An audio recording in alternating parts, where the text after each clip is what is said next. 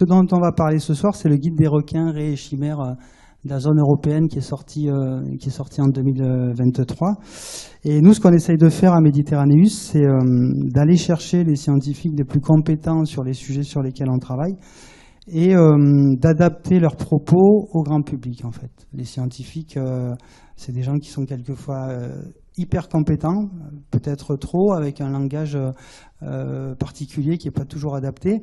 Et on a enfin voilà, hormis quelques figures particulières, leur travail a du mal à trouver écho dans le grand public. Donc on essaye de faire ce travail-là. Et là, c'est quelques logos de structures avec lesquels on a pu travailler dernièrement. Donc sur le projet dont on va parler, il y a l'association Aileron, il y a l'APEX qui est basée en Bretagne, qui travaille sur les requins et les raies. On a le CREM à Perpignan, qui est le laboratoire sur les écosystèmes méditerranéens. On a l'IFREMER, on a l'UICN, MRM sur les poissons migrateurs. Donc voilà, on essaye d'aller chercher la compétence chez tous ces gens et de faire à chaque fois des projets qui sont adaptés au grand public, donc à ceux qui découvrent un sujet, que ce soit les plongeurs débutants, les milieux marins, ou à ceux qui ont déjà un certain niveau de connaissance, mais qui veulent aller chercher les infos les plus rigoureuses scientifiquement ou les dernières informations. Donc le guide dont on va parler ce soir, c'est celui-là. Il fait à peu près un petit peu moins de 200 pages, donc c'est un guide format pocket 13 par 20, qui va traiter de 82 espèces de requins, 61 espèces de raies et 10 espèces de chimères, dont 153 espèces de ce qu'on appelle les chondrichtiens. Alors j'imagine que c'est un terme qui ne vous est pas étranger, même si en général, quand je parle au grand public, ils ne savent pas ce que ça veut dire.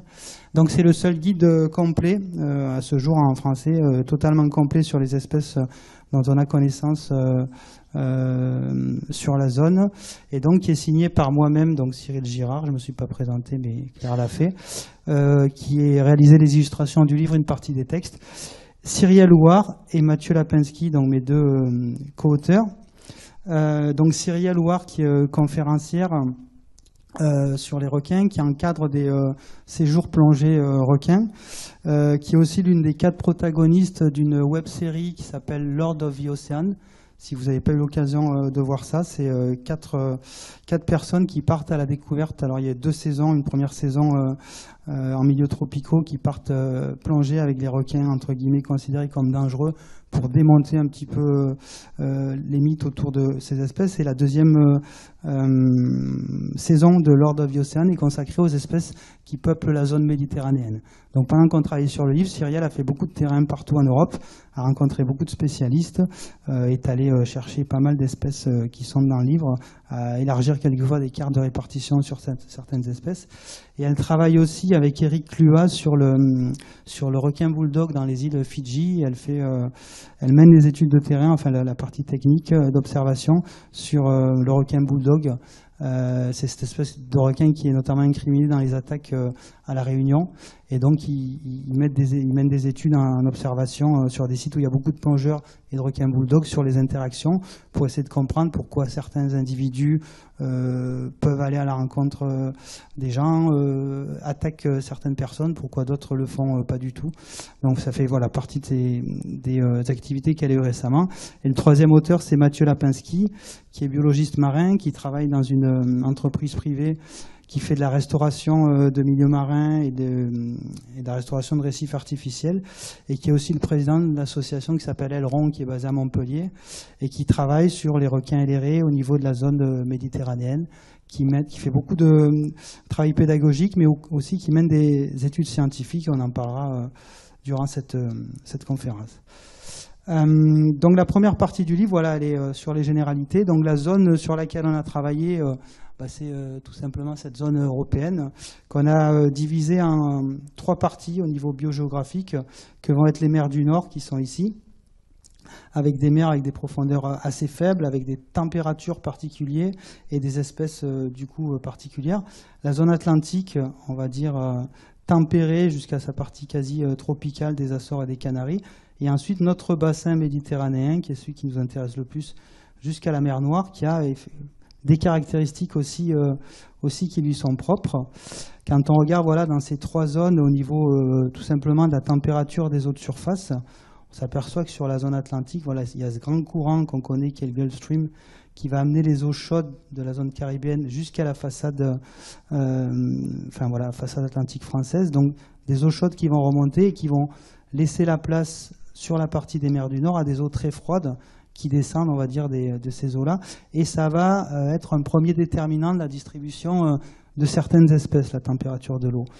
Nous, notre Méditerranée, elle est particulière parce que c'est une mer quasiment fermée, qui est seulement reliée à l'Atlantique par le détroit de Gibraltar et depuis un petit peu moins longtemps, on va dire, reliée à la mer Rouge avec, on le sait, des espèces qui colonisent la Méditerranée, peut-être liées à l'augmentation de la température globale. Donc par rapport à ces grands courants, en Méditerranée, on a un courant principal qui est celui des eaux qui rentrent par Gibraltar et qui va être animé en surface dans le sens inverse des aiguilles d'une montre par la force de Coriolis. Ces courants vont permettre le brassage des eaux, des espèces pélagiques, du plancton et vont distribuer, donc il y a le courant de surface, mais aussi il y a des animations verticales dans ces eaux. Mais tout ça va distribuer la nourriture et permettre aux espèces d'évoluer sur les fonds marins. Et on a aussi une grosse différence au niveau de la bathymétrie, ce qui va avoir une influence sur les espèces de chondrichtiens, parce qu'on va s'apercevoir que 60-70% des espèces de requins et de raies dont on va parler sur la zone sont finalement inaccessibles aux plongeurs, parce que c'est des espèces qui vivent très profondément, soit près du sol, soit vraiment dans la colonne d'eau, mais à des profondeurs inaccessibles. Et donc la bathymétrie va également influer sur les espèces auxquelles on peut être confronté. Et on a effectivement, au niveau de la façade atlantique, sans s'éloigner trop du bord, on est très rapidement dans la zone abyssale, alors que sur la zone mer du Nord, on a vraiment une partie là très très peu profonde. Et je crois que la moyenne de la mer du Nord de profondeur, c'est 135 mètres, donc c'est des zones très très peu profondes. Et en Méditerranée, on a une espèce d'intermédiaire. Alors en face de chez nous, quand je dis chez nous, c'est chez moi, c'est la Camargue, avec le grand delta du Rhône, on a un grand plateau, et trouver du fond, ça peut être très très compliqué. Quand on arrive chez vous, on commence à avoir une proximité avec les grandes fosses un petit peu plus faciles, et on va trouver des grosses bêtes un petit peu plus facilement, mais vraiment les zones abyssales en Méditerranée, on a 2 petites zones ici, et le reste, ça va être plutôt des profondeurs moyennes. Quand je dis moyenne, c'est plutôt entre 0 et 1500 mètres, quoi. Donc un chondrichtien, qu'est-ce que c'est ? Pendant très longtemps, on a parlé des poissons osseux et des poissons cartilagineux. On va diviser le groupe des poissons en ces 2 groupes. Donc le fait que, est-ce que les chondrichtiens sont des poissons ? A priori non, pour les scientifiques. Mais c'est vrai qu'on a tellement l'habitude de parler de poissons et que tout le monde comprend. Et on a encore des tics de langage, c'est des fois compliqué d'éviter ce mot-là. Mais on va dire qu'à la différence des poissons osseux, ces poissons donc cartilagineux, une des principales caractéristiques, donc effectivement, c'est ce squelette interne cartilagineux, léger, très très souple, à la différence des poissons osseux. Au niveau de la reproduction, une grosse différence, effectivement, c'est le clasper pelvien. Donc c'est, on va dire, chez les mâles, en fait, c'est 2 ptérygopodes qui sont à la base des nageoires et qui vont servir à la reproduction, c'est-à-dire qu'à la différence des autres poissons qui se reproduisent uniquement par contact, où le mâle va libérer sa semence sur les œufs de la femelle au moment de la reproduction, chez les chondrichtiens, c'est un véritable accouplement avec l'insertion d'un des ptérygopodes dans l'utérus de la femelle. Donc cet accouplement, il passe par une obligation, ça va être celui souvent de maintenir la femelle dans une position particulière, en tout cas pour que le mâle puisse s'introduire dans l'utérus. Donc très souvent, ça va être facteur de morsure chez la plupart des requins. Chez les raies aussi, on a très très peu de... Voilà, on ne se rend pas compte de la manière dont se reproduisent les raies, mais on a aussi le mâle qui va insérer avec ses ailes la femelle, qui peut la mordre, et on a aussi des boucles sur les ailes des mâles de raies qui permettent d'agripper plus fortement la femelle pour l'accouplement.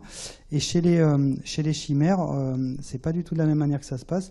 Le mâle a sur le front, on le verra un petit peu après, ce qu'on appelle un ténaculum, qui a des petites épines qui permet d'accrocher la bordure des nageoires des femelles et comme ça de les maintenir pour s'accoupler plus facilement.